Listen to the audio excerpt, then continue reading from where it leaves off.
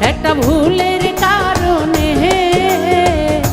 অনেক কষ্ট পাইলাম আমি আমার মনে।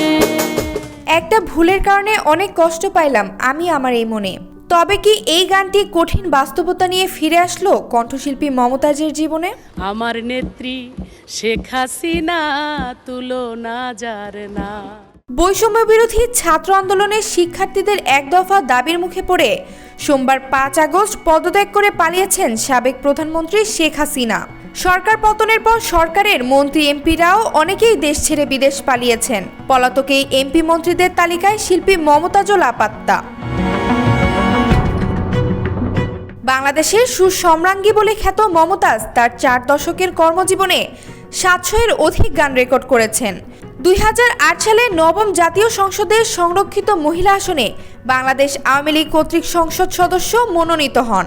২০১৮ সালে একাদশ জাতীয় সংসদ নির্বাচনে তিনি মানিকগঞ্জ ২ আসন থেকে নির্বাচিত হন।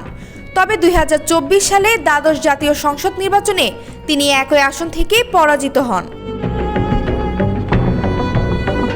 আওয়ামী স্বৈরশাসনের কালে শেখ হাসিনার আস্থাভোজন এবং জাতীয় সংসদ ও দলীয় অনুষ্ঠানগুলোতে চটকদার গান গেয়ে বহুল আলোচিত হন জনপ্রিয় কণ্ঠশিল্পী মমতাজ।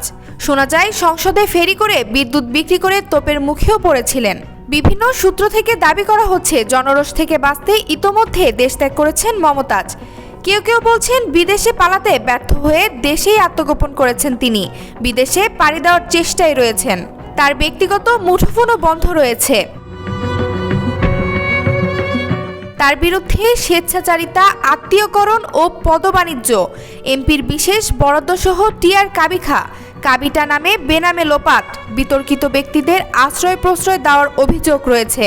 সেই সঙ্গে তার বিরুদ্ধে পারিবারিক ও ব্যক্তিগত দ্বন্দ্বের জেরে নিজের অনুসারী কর্মী বাহিনী দিয়ে স্বামী ডাক্তার মঈন হাসানের ওপর হামলা ও সর্বশেষ তার বাবা প্রয়াত মধু বয়াতির প্রথম স্ত্রী ও ৩ কন্যার প্রতি অবিচারের অভিযোগ রয়েছে।